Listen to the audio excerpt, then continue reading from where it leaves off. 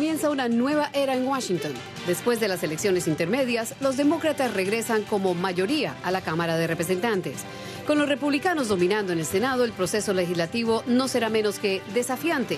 Los demócratas prometen proteger a la ley de salud Obamacare, buscar una solución inmigratoria sin muro y supervisar a fondo a la administración del presidente Trump. La pregunta es, ¿qué tanto está dispuesta la oposición a un eventual juicio político? ¿O los demócratas preferirán más bien complicarle la gestión al presidente por los próximos 2 años? Con 25% del gobierno cerrado por falta de fondos en casi 2 semanas, el muro sigue dividiendo a los demócratas y al presidente Trump. Después de prometer que se adjudicaría cualquier cierre, ahora señala a la oposición como los responsables y ninguno de los dos quiere dar un centímetro para buscar un punto medio. ¿Qué significa en términos políticos para los demócratas y para el presidente Trump? ¿Es un vaticinio de lo que se espera en Washington por los próximos 2 años? Así comienza el debate en Choque de Opiniones.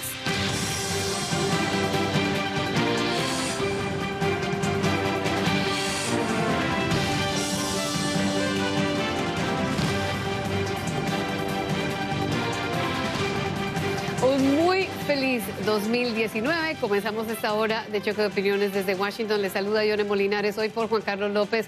Mucha prosperidad y, bueno, muchas cosas buenas para este nuevo año. Y así comenzamos este debate. Inmediatamente vamos a saludar a nuestro panel que nos acompaña en este día, Lía Parada. Ella es de Center for American Progress, de corte liberal o, digamos, demócrata. Bienvenida. También a Juan Carlos Hidalgo del Instituto Cato, conservador libertario, ¿verdad? Y bienvenido también a Juan Carlos Yali Núñez, del Comité Nacional Republicano, también está con nosotros aquí en el estudio. Y hoy nos vamos a Miami a saludar a Roberto Izurrieta, también de un muy feliz año para él, profesor de la Universidad de George Washington, colaborador de CNN. Bienvenidos a todos, feliz año para ustedes también, y nos vamos en forma, porque comenzó un nuevo Congreso. Hay una nueva dinámica en Washington, hay demócratas dominando la Cámara, republicanos dominando el Senado y un presidente, Donald Trump, que va a tener que aprender a trabajar ahora de una forma diferente, parece. Pero comenzamos también con un gobierno cerrado de forma parcial y este asunto no llega muy bien, especialmente para el presidente. Vamos a comenzar contigo, Yali, porque el presidente se adjudicó el cierre del gobierno y ahora se lo está culpando a los demócratas.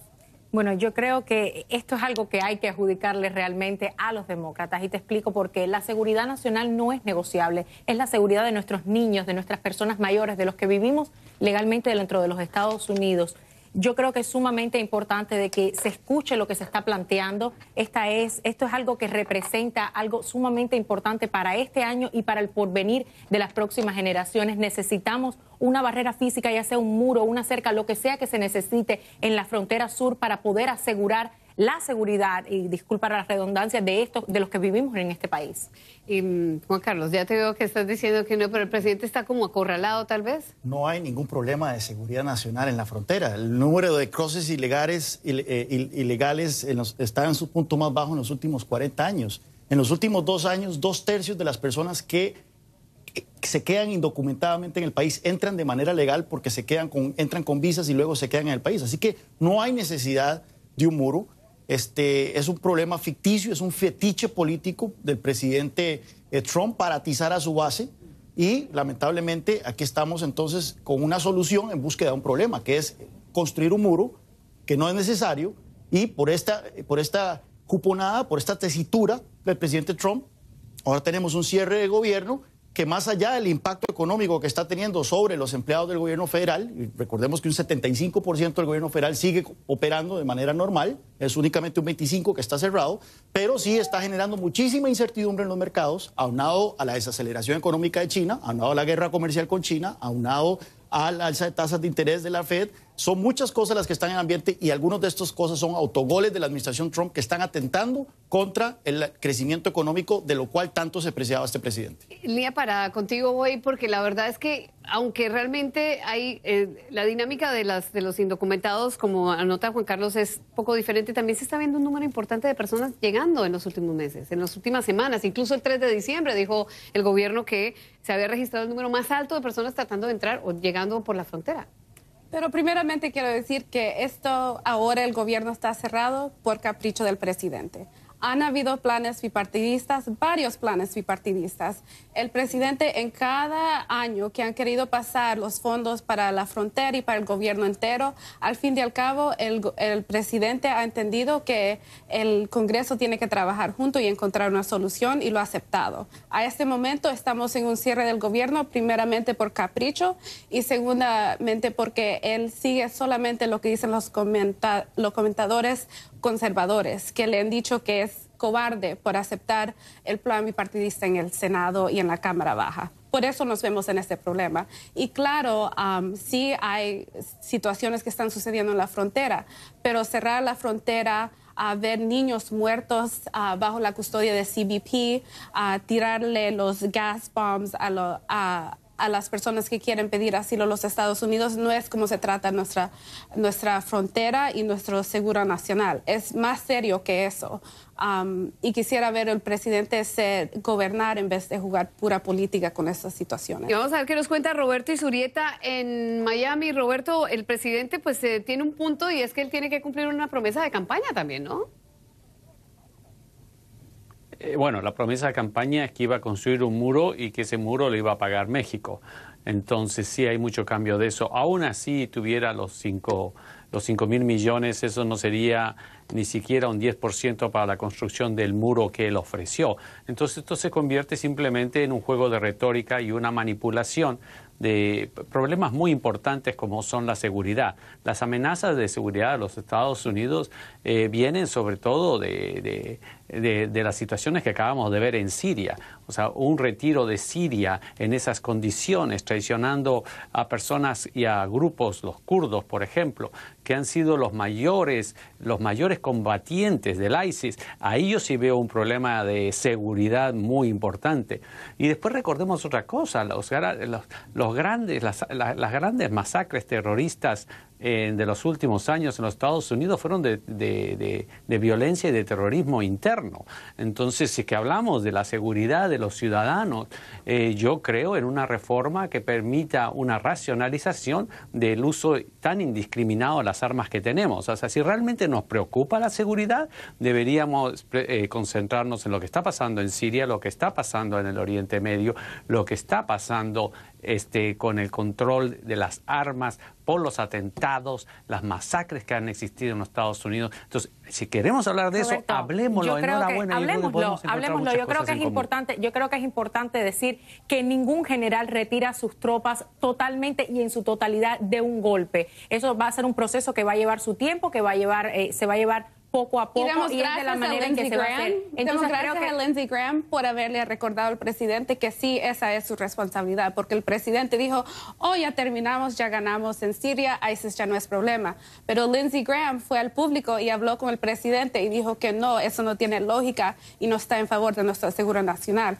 Y incluso Mitt Romney, que fue el presidente candidato presidencial por los republicanos, usó su día antes de ser senador para llamar al presidente y poner un op-ed, una opinión en el Washington Post para decir que lo que está haciendo internacionalmente el presidente no está de acuerdo con nuestros valores y nos hace más débil como un país. Bueno, primero quiero responderle a Roberto. No puedo, ¿con cuál primero? ¿Con Roberto primero? Y después voy contigo, Lía. La realidad del asunto es que poco a poco se retirarán las tropas, se hará de una manera inteligente, se hará de una manera que no ponga en peligro la seguridad que se ha tratado de conseguir en los sectores donde han estado las tropas, y eso es lo que quiere el presidente. Sin embargo, también es importante saber que hay madres en las casas esperando a sus hijos que han estado sirviendo a nuestro país. Es importante que traigamos las tropas a casa y eso es lo que quiere hacer el presidente Trump. En cuanto a lo que me dices, Lía... El anuncio que lo hizo costó la renuncia del ministro de la Defensa, correcto. O sea, fue un anuncio abrupto, sin una planificación, sin una coordinación con el Ministerio de Defensa. Entonces, eso sí me preocupa para la seguridad. A mí lo que me preocupa, la persona que renuncie, ¿qué es lo que dicen nuestros aliados? ¿Y qué es lo que dicen aquellos que han luchado, sobre todo en el territorio, en contra de ISIS, sobre todo los kurdos? A mí lo que me preocupa... Mira, Roberto, yo creo que es importante destacar que sí, que las cosas hay que hacerlas paso por paso y que no queremos una situación como la que se dio con Libia, que se desestabilice la región. Se quiere llevar a cabo de una manera inteligente, de una manera responsable, y es como lo quiere hacer la administración. A mí me preocupa esta obsesión del establishment por tener tropas estadounidenses de manera indefinida en otros países. O sea, en buena hora que el presidente Trump está hablando de sacar las tropas de Siria. ¿Cuál es la misión de Estados Unidos en Siria en este momento? Más bien es un peligro para la seguridad de Estados Unidos tener tropas en un país en donde Rusia también está ahí, donde Turquía está ahí, y en donde Irán está ahí, y en cualquier momento existe la posibilidad de un conflicto con otras potencias. Más bien, en buena hora que se están retirando las tropas de un país donde no hay ni siquiera autorización del Congreso para que esas tropas estén ahí, y ojalá que también el presidente Trump saque las tropas de Afganistán, que es el conflicto armado más prolongado en la historia de Estados Unidos y donde tampoco no hay un fin previsible sobre cuál es la misión del país en ese país. ¿No es una alarma suficiente el hecho de que el mismo secretario de Defensa, como dice Roberto, decidió retirarse totalmente en contra de la decisión del presidente Trump? Eso no habla mucho y deja cómo se ve eso por fuera. Está el tema de la manera en que Trump trata a los aliados, y eso fue lo que específicamente mencionó el Mattis en su carta de renuncia, que él no comparte la hostilidad del presidente hacia aliados fundamentales de Estados Unidos como Alemania, como Japón, como Corea del Sur, etcétera. Entonces, eso es un tema aparte de la situación de Siria. Puede ser también que Mattis no estaba enterado de que Trump había tomado la decisión y mandó un tweet, pero en fondo lo que sí es cierto es que Trump, desde que ganó las elecciones, desde que se lanzó para presidente, siempre dijo que él no estaba de acuerdo en el involucramiento de Estados Unidos en estos conflictos externos. Y el mismo Obama también nunca quiso también mojarse mucho las manos en ese país. Yo creo que es un peligro para la seguridad nacional que Estados Unidos esté metido en Siria y debería salirse de Afganistán. Y algo a destacar es lo que el presidente mencionó recientemente, que creo que fue ayer que habló sobre esto al respecto, y dijo, si Rusia son de los peores enemigos que tiene ISIS, si Irán es de los peores enemigos que tiene ISIS, y ellos están comprometidos a combatir a ISIS en ese territorio, nos están cobrando dinero a nosotros por aterrizar en ciertos países, no necesariamente Rusia o Irán, pero nos están cobrando dinero por entrar en esos países, aterrizar para dejar nuestras tropas y combatir lo que ellos en la región deberían estar combatiendo. Entonces, ¿por qué no sacar a nuestras tropas de ahí, traerlas a casa y dejar que estos países combatan a ISIS? Pero va a ser muy difícil convencer al Congreso. Hay un número importante en el Senado que está absolutamente molesto. Estos son la época, yo sé que la palabra no se traduce literalmente al español como bizarro, pero como que todo es al revés. Ahora resulta que la izquierda está a favor de intervenciones militares en otros países y es la derecha la que quiere retirar tropas de otros países de Medio Oriente y traerlas de vuelta a la casa. Eso son la época de Trump, ¿verdad? Los demócratas están a favor de lo que estaban en contra y los republicanos están en contra de lo que están a favor. Lo que pasa es algo fundamental. Lo que pasa lastimosamente es que muchas veces... Espera un segundo, Roberto, dinos bien. Es un problema fundamental que tenemos con este presidente, que él dice que ya ganamos con ISIS por medio de tweet. Es muy importante tener a alguien con quien confiamos que busca gobernar. Claro que queremos parar lo que está nuestra intervención en Afganistán, pero eso no quiere decir que lo hacemos por tweet y que nadie sabe el plan y cómo va a suceder y quiénes son sus asesores que hablan con el Congreso para decidir cuál es el plan. Hay una gran diferencia entre lo que está a los demócratas y el presidente en favor y cómo se hace. Te voy a dejar que Roberto termine este segmento, que nos tenemos que ir ya a la pausa. Adelante. No creo que nos estamos refiriendo en este programa, pero muchas veces los extremos se encuentran. Entonces, a veces cuando vemos posiciones extremas que están encontradas, yo siempre digo, en vez de ver de izquierda a derecha, es como un círculo. Los extremos generalmente se encuentran. Y después existe otro problema, que es el idealismo versus el realismo, por decirlo de esta manera. Yo, en términos ideales, por supuesto, sí me encantaría y me encanta la idea de que los Estados Unidos no tenga tropas ni participación en la geopolítica internacional. Pero la realidad, sobre todo desde el atentado del 11 de septiembre, yo no, a mí no me gusta poner una posición primero y después defenderla. No, lo que quiero, no lo tomo personal, no te preocupes. Lo que quiero decir es que a mí ese idealismo sí me gusta, por supuesto que me gusta, pero la realidad es que, sobre todo después del 11 de septiembre, los Estados Unidos ha tenido un rol mucho más activo, sobre todo en el combate, primero de Al-Qaeda y después de ISIS. ISIS era una fuerza sumamente peligrosa y gran parte de su seno estaba en el Oriente Medio y en Siria. Los grandes combatientes para combatir estos horrorosos terroristas han sido sobre todo los kurdos. Entonces, en esta decisión apresurada, lo que estamos haciendo, lo que dice la carta del el exsecretario de Defensa es, estamos hiriendo a nuestros aliados, estamos traicionando a aquellos que han estado luchando en contra de estos terroristas que nos han hecho mucho daño, y eso es una amenaza a la seguridad de los Estados Unidos. Y con eso nos vamos a la pausa entonces, Roberto, gracias. Nos vamos a nuestro próximo segmento, vamos a seguir hablando de toda esta dinámica porque hay mucha tela que cortar. Siga con nosotros en Choque de Opiniones. Es la agenda de los demócratas ahora que comienzan en la Cámara de Representantes a dominar por ley. La Cámara de Representantes es la que genera la mayoría de los proyectos de ley que tienen que ver con la billetera del país. Y eso es muy importante, le da un poder muy importante a los demócratas. Vamos a preguntarle a Lía, ahora que estamos viendo imágenes de la gente, los nuevos congresistas, que además vienen con este interés de cambiar la agenda en Washington. ¿Cómo ves tú realmente la llegada de los demócratas a la luz de que hay pues una agenda muy importante y que solamente van a tener seguramente un año para legislar? Porque ya en un año exactamente hoy vamos a estar hablando de las elecciones presidenciales. Adelante. Primeramente, esta es una semana histórica. El pueblo americano habló y dijo que tenemos que controlar este presidente, y eso es exactamente lo que van a hacer los demócratas en la Cámara Baja. Ahora mismo, Pelosi va a poner un plan de ley que va a abrir el gobierno. Si lo quiere aceptar el presidente o McConnell, eso es decisión de ellos, pero ella va a hacer su trabajo.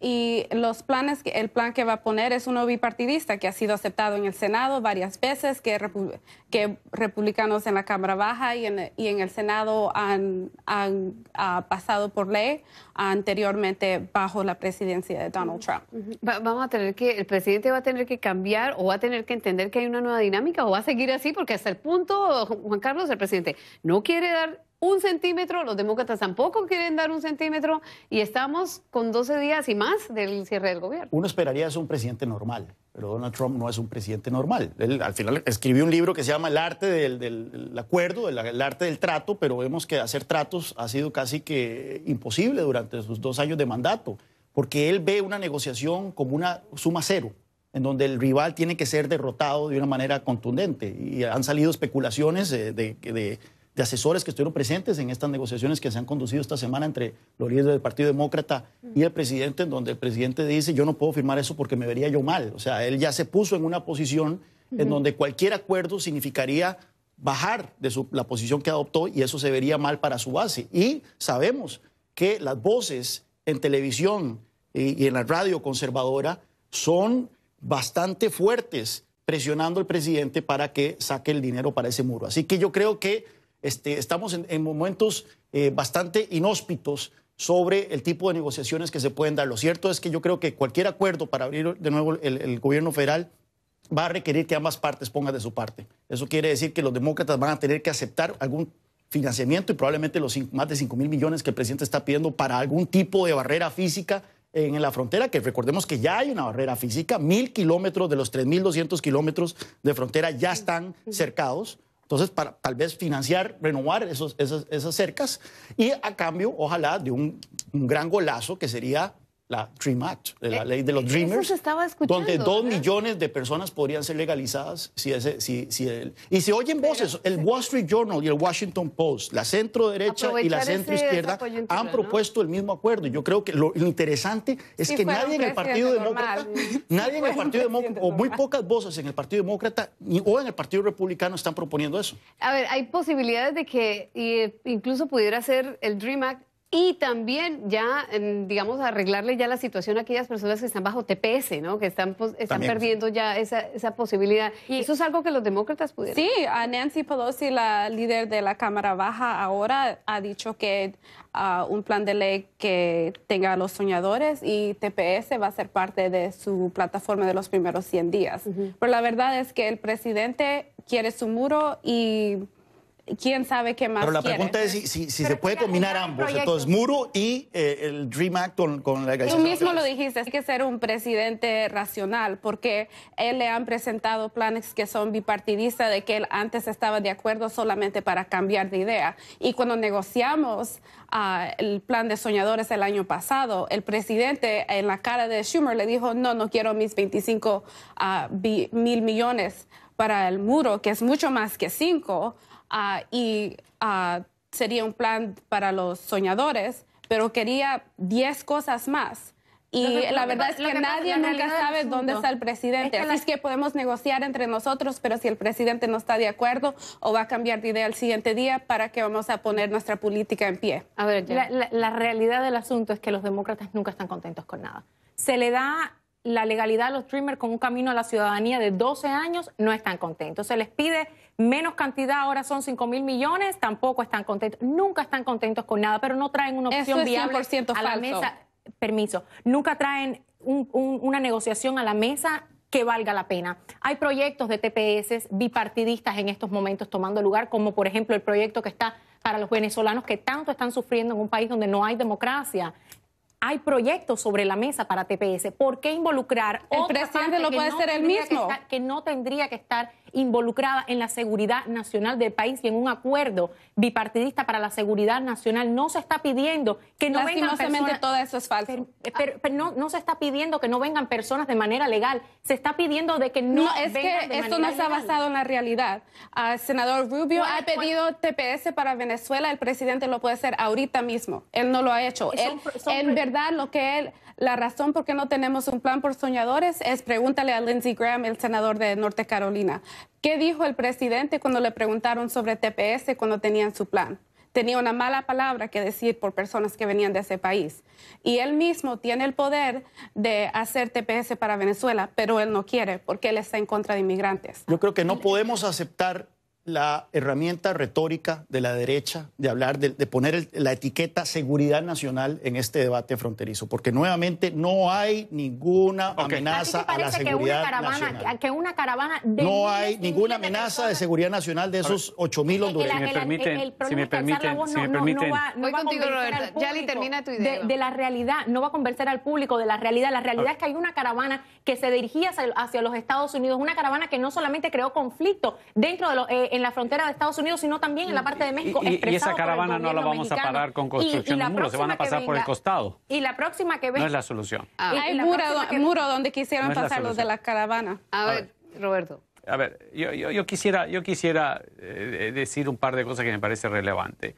En primer lugar, el Congreso que se acaba de inaugurar en este momento, la foto que acabamos de ver al inicio de este segmento, las nuevas caras que vemos en los diputados es algo muy refrescante. Votaron número récord en esta última elección. Número récord en participación de diputadas y de miembros de mujeres y de distintas todo es distinto y eso es muy bueno y es muy sano para la democracia. Lo que tenemos que aprender es a vivir en la democracia con balance de poderes. Para vivir de una manera balanceada no tenemos que apelar a los extremos, sino buscar cosas que tengamos en común. El tema de inmigración, por supuesto que podemos encontrar cosas en común, pero si lo queremos politizar solamente al tema, no vamos a encontrar nada. Si lo que nos preocupa es los Dreamers, DACA, eso fue un recurso ejecutivo que utilizó extremo el presidente Obama, que lo derogó el presidente Trump. Entonces, es que él quisiera reinstaurarlo de la misma manera, lo único que tiene que hacer es deshacer lo que hizo al inicio de su mandato. Entonces, todos los partidos políticos tienen bases extremas que le piden cosas extremas. El reto de Nancy Pelosi también va a ser el mismo. También tiene en su base gente extrema que le pediría ahora que no, hagamos la universalización, la universalidad de la seguridad social, en lo cual me parece una idea entretenible y una idea ideal, sin lugar a dudas. Entonces ella lo que tiene que hacer es no representar solamente a sus extremos, controlar a los miembros más extremos para buscar cosas en común. El Congreso que acaba de salir ha sido muy, muy nefasto, en mi opinión, para el mismo Trump, porque muchos de los acuerdos que tú dices, yo sí pienso que el presidente Trump estaba de acuerdo. Y de donde le boicotearon esos acuerdos fueron los sectores extremos en esa Cámara que ya cesó. Y eso me parece muy sano y positivo y ojalá que dé buenos resultados. Yo en lo que estoy de acuerdo contigo es que es sano y positivo que haya variedad y que haya diversidad en el Congreso que se elige, ya sea demócrata, ya sea republicano. Eso es sumamente importante. Pero creo que también es importante destacar que nosotros expandimos nuestra mayoría en el Senado, los republicanos.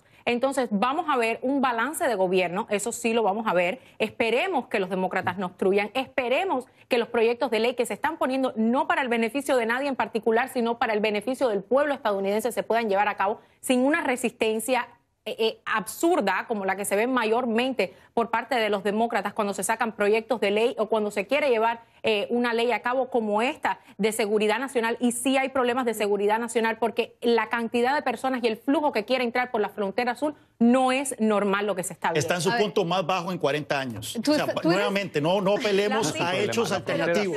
No recurramos a hechos alternativos. Está en su punto más bajo en 40 años. Los inmigrantes tienen menos posibilidad de cometer crímenes que las personas nacidas en Estados Unidos. Esa es una estadística. Las ciudades fronterizas están entre las más seguras de Estados Unidos. Esa es otra realidad. No recurramos a este mundo fantasioso trumpiano. Permíteme decirte algo. Las partes más seguras de la frontera es donde existe una barrera física. El Paso, Yuma. Se ha visto un 99.9% de disminución de crimen y de entradas ilegales por esas partes de la frontera. El Paso y Ciudad Juárez, yo estaba ahí, es una ciudad, esa es una sola urbe metropolitana donde miles de personas cruzan todos los días. Es realmente un espacio abierto para el comercio entre México y Estados Unidos. Es una de las ciudades más seguras. Pero para eso tenemos USMCA, para eso tenemos un nuevo acuerdo que se ha llevado a cabo sobre trade. Para eso es que existen ese tipo de negociaciones legales de gobierno. Entonces, ¿por qué dice el presidente que va a cerrar la frontera si no consigue su muro? ¿Cómo? ¿Por qué dice el presidente que va a cerrar la frontera? Porque no podemos permitir el flujo ilegal de personas a este país. A costo de los americanos. Lo cierto es que, vea lo interesante, toda esta tesitura conservadora, trumpista, por el muro, por los aranceles, por la guerra comercial, está saboteando el buen momento económico que tenía el país al principio del año pasado. Hemos visto que las bolsas están... Bueno, las bolsas están en su peor momento en los últimos 10 años.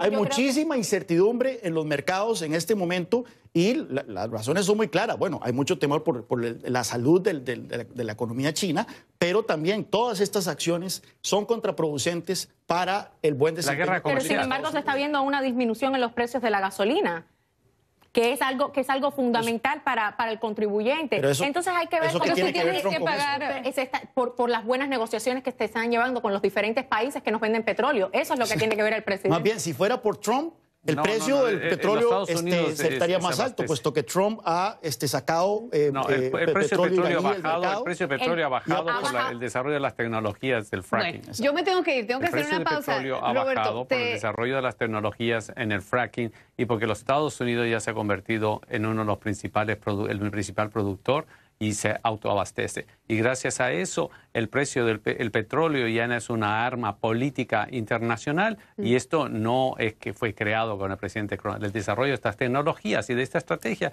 es un desarrollo que ya viene de años y es un desarrollo en realidad nacional y tecnológico y ese es porque gracias a ese resultado tenemos una buena producción de petróleo y tenemos un precio de petróleo bajo. Y así nos vamos a los próximos segmentos, se los prometo, vamos rapidito, volvemos con ustedes en Choque de Opiniones. Bueno, ahora sí. El jueves que tomaron los demócratas formalmente el poder en la Cámara de Representantes, un senador, Sherman, demócrata, ya había presentado lo que se conoce como los artículos de juicio político, que es básicamente como el primer paso para alertar al Congreso a comenzar a estudiar la posibilidad de un juicio político al presidente Donald Trump. Muchos demócratas vienen pensando en investigaciones, supervisión, quieren los impuestos del presidente, quieren mirar si realmente hubo conflicto de intereses con todas las, todas las propiedades del presidente, etcétera. Pero también quieren arreglar infraestructura, quieren hacer algo con Obamacare, con la ley de salud. ¿Hay tiempo y hay capital político para desgastarse en los dos lías entre los demócratas? ¿No es muy peligroso enfocarse tanto en el presidente y descuidar la cosa política? A Nancy Pelosi le encanta decir que ella puede caminar y masticar gum al mismo tiempo. Así va a proceder la Cámara Baja. Ellos tienen sus comités que van a hacer su trabajo, pero luego Pelosi va a decidir cuáles planes de ley van a tener un voto. Aparte de abrir el gobierno, van a tener su HR1, que va a ser el primer plan de los demócratas, va a ser anticorrupción, porque tenemos un gran problema con la administración de este presidente. A la mayoría de las agencias, ahora que ya han sido sacados los secretarios de agencia, la verdad son cabilderos de industrias que supuestamente van a regular, que es un problema grande. Así es que vemos que va a ser un plan de ley muy grande de anticorrupción y para controlar lo que está haciendo esta administración. Pero ¿cuánto es mucho para que los demócratas terminen quemados, digamos, posiblemente con una cantidad de investigaciones que terminen ahogándole su propia agenda? Yo creo que hay mayor resistencia dentro del Partido Demócrata a un impeachment. Ciertamente hay algunas voces cabezas calientes que quieren ese impeachment, pero yo creo que el mismo liderazgo demócrata reconoce que un juicio político sería sumamente traumatizante para el país como un todo. Totalmente. Pasó en el 96. Pasó en el 98, el 98 97, sí, 98, y vemos las consecuencias que todavía tenemos en cuanto a términos de polarización política que eso desató. Así que yo creo que Nancy Pelosi está en eso. Sí va a ser interesante ver, porque así como hemos hablado en su momento, hablamos de que el Partido Republicano tenía una guerra civil por dentro, el Partido Demócrata también está en una incipiente guerra civil, donde hay líderes progresistas extremistas, otra gente más centrista, y se empiezan a perfilar ya los candidatos para presidente, ¿verdad? Que se hablan hasta de 30 nombres allá afuera.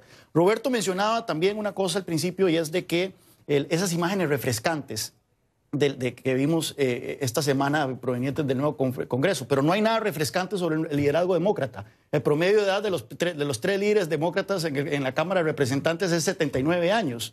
El candidato que está adelantado en las encuestas, Joe Biden, tiene 76 años. El que está de segundo tiene 77 años. Y es que un tanto irónico eso, viniendo de un partido que basa su mayor parte de su apoyo en los millennials. Así que también ahí tiene un reto el Partido Demócrata en tratar de rejuvenecer un poco, airar un poco los liderazgos, especialmente en el Congreso, que lamentablemente están fosilizados ahí. Le añado a eso, Roberto, también que los demócratas, además, están pendientes de una investigación de Robert Mueller, ¿verdad? Y que basado en eso seguramente van a querer hacer mucho más. Pero vuelvo y insisto en la pregunta, ¿qué tanto pueden hacer antes de que se quemen los demócratas enfocados solamente en concentrarse en el presidente Trump y abandonar otras cosas, o no les va a dar el tiempo? Sencillo. Yo creo lo que dijo Juan Carlos. O sea, en realidad los demócratas, la mayoría de los demócratas más centrados preferirían no entrar en este tema. El problema, la pregunta sería otra. Puede ser que no tengan otra opción que entrar en el tema, y en gran parte veremos, sobre todo cuando se dé el resultado de Robert Mueller, del investigador especial. Si es que esas investigaciones arrojan acusaciones sumamente severas, entonces al Congreso no le quedará ninguna otra opción que proceder, porque no hacerlo significaría enviar el mensaje que los delitos quedan impunes. Pero eso dejémoslo al sistema de justicia. Si bien es cierto, el Poder Legislativo tiene una autoridad de fiscalización y por supuesto que tiene la autoridad de pedir la destitución de un presidente que ha cometido delitos graves, entonces si que llegamos a ese punto, yo pienso que los Estados Unidos atravesará una situación muy difícil, pero el mensaje del país tiene que ser, como decía nuestra compañera, de que la corrupción no es tolerable. ¿En qué está dispuesto el Partido Demócrata a colaborar con el presidente Trump? ¿En qué temas? Porque en todos Jerry hablaba de... Sí, claro, en todos los temas que mencionaste. Infraestructura, a los precios de medicina, regulación de los background checks de las armas. Todas esas cosas son parte del plan de los primeros 100 días de Nancy Pelosi. ¿Y por qué es eso? Es porque todos son bipartidistas y la mayoría del pueblo americano está en favor. Si un día McConnell y el presidente están dispuestos a negociar, lo vamos a hacer. Y muchas personas quieren decir que los demócratas están 100% en contra de negociar con el presidente, pero eso no es cierto. Al final del año pasado pasamos un plan de ley de reforma del Criminal Justice System, de nuestras leyes, de quienes van a pasar cuánto tiempo en la cárcel. Y eso era algo que avanzó mucho el presidente Obama, pero no fue hasta que Trump fue presidente que republicanos en verdad quisieron hacerlo. Así es que no pueden decir solamente que los demócratas están 100% opuestos, porque nos ayuda en el 2020 haber pasado planes de ley que el presidente firme. Pero si él quiere, esa es decisión de él. A mí me llama la atención esto y lo desapercibido que pasó, esta reforma del sistema criminal de justicia, porque fue un enorme logro, es algo que se venía hablando de Estados Unidos desde hace más de una década. Totalmente de acuerdo. Principalmente por la izquierda, pero vea qué irónico, ocurrió con un presidente de derecha que siempre le gusta presentarse como duro contra el crimen, ¿verdad? El tema toda la seguridad nacional. Pues bueno, Estados Unidos tenía un gran problema por carcelario, tiene la población carcelaria más grande del mundo, que no corresponde a una nación democrática como esta, y sin embargo se aprobó esta reforma carcelaria con amplios apoyos de ambos lados del Congreso y con la firma del presidente, que ni chistó para la hora de no, por supuesto, firmar esa era ley. cuando se veía realmente. Quería volver con ustedes precisamente con ese tema, pero tengo que hacer una pausa rapidito y enseguida retomamos precisamente ese bipartidismo tan extraño por estos días de aquí en Washington. Ya regresamos en Choque de Opiniones. El año terminó con un cierre de gobierno, pero terminó también, como anotaba Juan Carlos en el último segmento, y también Lía, con este momento bipartidista tan importante. Déjame terminar que retomes tu idea relacionada con esta reforma carcelaria. Pues no, a mí me llama mucho la atención porque este era un tema que era bastante controversial hasta hace unos años. O sea, los republicanos les gustaba presentarse como duros contra el crimen, ellos habían apoyado el endurecimiento de penas. En su momento, muchas de estas leyes se firmaron con el Congreso republicano en los años 90, firmadas por el presidente Clinton también, como parte de esos compromisos, pero ahora más bien se están deshaciendo esas penas absurdas que se habían establecido y que lastimaban mayormente a las minorías. Claro. Entonces, me llama muchísimo la atención, ¿verdad?, que un presidente que con buena razón muchas veces se le acusa de usar el tema racial y de todo para fines electorales, haya firmado tan alegremente, sin ningún tipo de objeción alguna, una ley que hasta hace unos años era anatema para el Partido Republicano. Y como tú mencionaste, sin prácticamente ningún tipo de reconocimiento por parte de los medios de comunicación, en lo cual es sumamente importante, como dices, reconocer cuando el Partido Republicano y cuando también el presidente y la administración que está en el poder tienen victorias. Y es importante destacarlo porque esto es algo que va a beneficiar a muchísimas personas que por delitos menores se llevaban a veces, se les daba a veces penas de por vida, de estar en prisión de por vida, cosa que es importante que se haya llevado a cabo, que ayuda no solo a las personas que están involucradas, sino a las familiares de esas personas, y creo que es justo destacarlo. Sí, se le da la oportunidad también a aquellas personas de delitos menores que puedan salir a la sociedad y ser parte de... Y fue una negociación donde todo el mundo salió contento. Ahora, lamentablemente, hay muchas negociaciones en donde el resultado va a tener que ser que nadie salga totalmente contento, como es la negociación para levantar el cierre del gobierno. Yo creo que los demócratas van a tener que ceder con el tema del muro, que a mí no me gusta para nada el muro, pero al final de cuentas vos mencionabas algo algo que es cierto en el sentido de que así como la Cámara de Representantes tiene una legitimidad democrática recién ratificada en las elecciones de noviembre, el Senado, que es republicano, también tiene una legitimidad democrática, y el presidente, nos guste o no, tiene una legitimidad democrática, así que se van a tener que sentar, porque todos tienen un mandato electoral que cumplir, se van a tener que sentar y van a tener que ceder en sus posiciones. Hay un tema que estaba destacando Lía, por ejemplo, dijiste la infraestructura de los precios del sistema de salud, algo que es desastroso bajo Obamacare, porque cuando tú vas a ver los precios de las primas de Obamacare, las personas no lo pueden costear, dobles y triples dígitos bajo Obamacare, que realmente a lo mejor se hizo con la intención de ayudar al público, de que todos tuvieran un sistema de salud funcionante y bueno, pero no fue así, la ejecución fue mala. Había las multas que se tenían que pagar a final de año, que eran desastrosas porque iba aumentando, y si no las pagaban, las personas después se los descontaban de sus income tax, y ya todos sabemos cómo nos gusta cuando llega ese dinerito a principios de año. Entonces, es algo que sí hay que tomar manos a la obra, y que el presidente quitó ese mandato obligatorio de pagar multas. Pero ¿van a arreglarlo o van a desbaratarlo? Porque la idea de los republicanos es desbaratarlo. La idea desde el principio era repeal y replace, o sea, quitarlo y poner un sistema totalmente funcionante y nuevo, pero la obstrucción constante fue la que no nos dejó poder llegar a de los mismos no tienen control completo del Congreso, no tienen nunca se llegó a ese segundo paso. A ver, Roberto, ¿cómo es? Cuéntanos.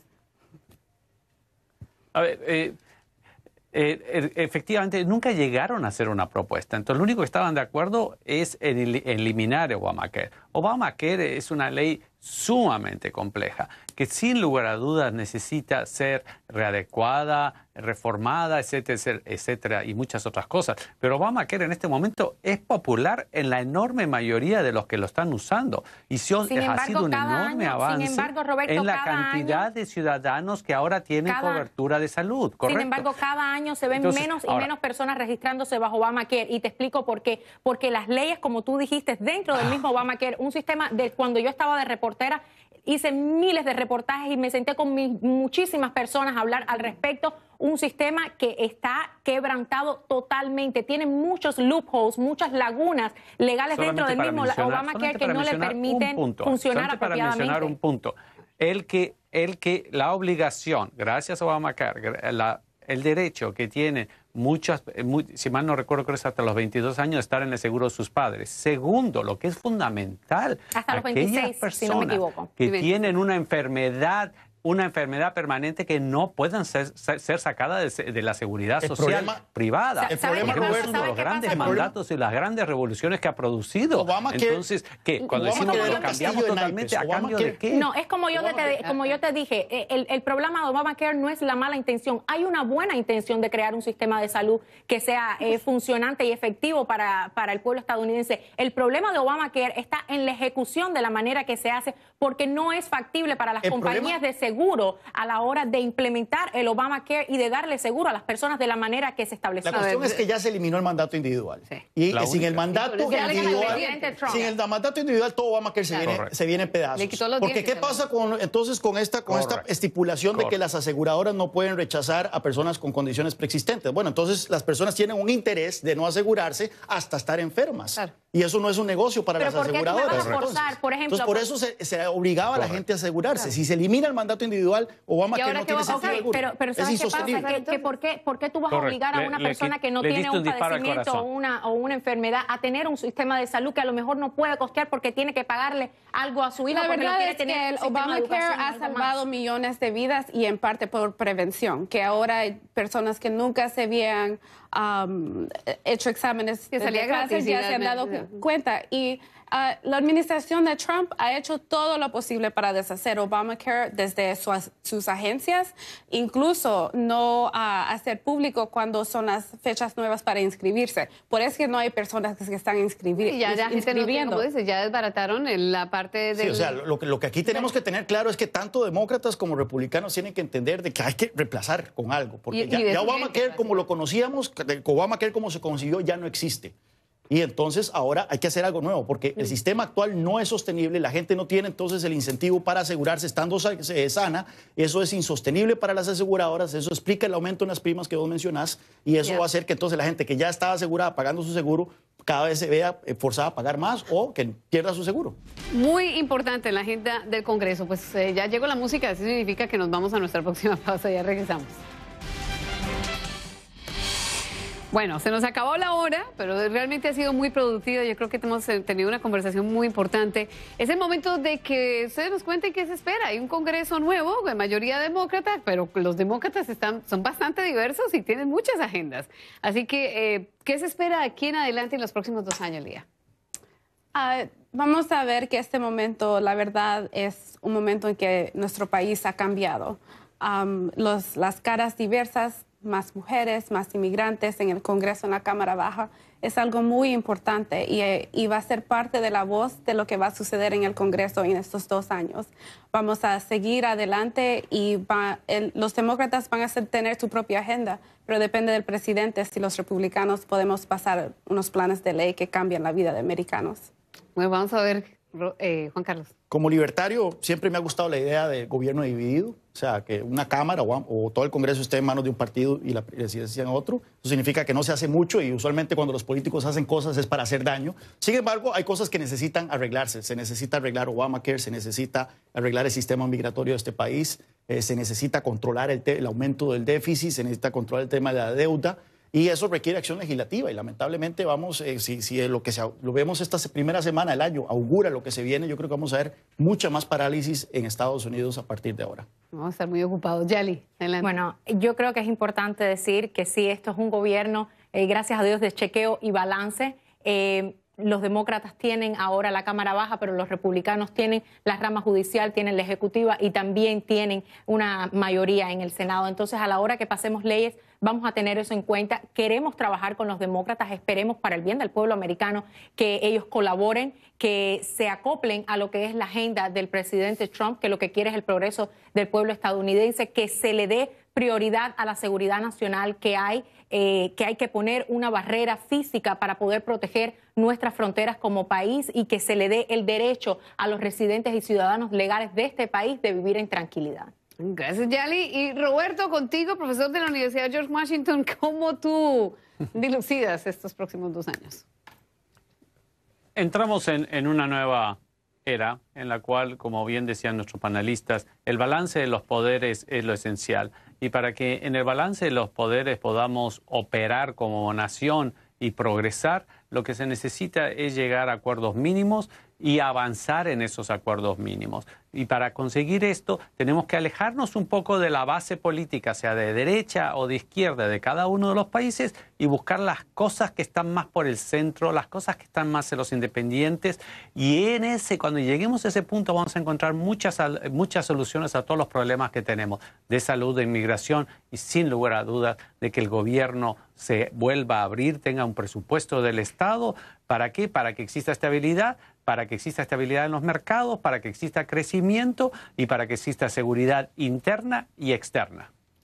Yo creo que la palabra que va a definir este año va a ser interesante, por decirlo menos, todo es lo que conlleva esa palabra. Muchas gracias a ustedes por habernos acompañado. Roberto, muchas gracias también allá en Miami. A ustedes también, una vez más, un muy feliz 2019. Gracias por habernos acompañado en esta hora. Se despide Yone Molinares, hoy por Juan Carlos López. Y con este saludo del nuevo año, también los invitamos a que nos acompañen siempre, 8 a las 9 de la mañana, hora del este de los Estados Unidos, con repetición al mediodía, todos los domingos en Choque de Opiniones. Hasta la próxima.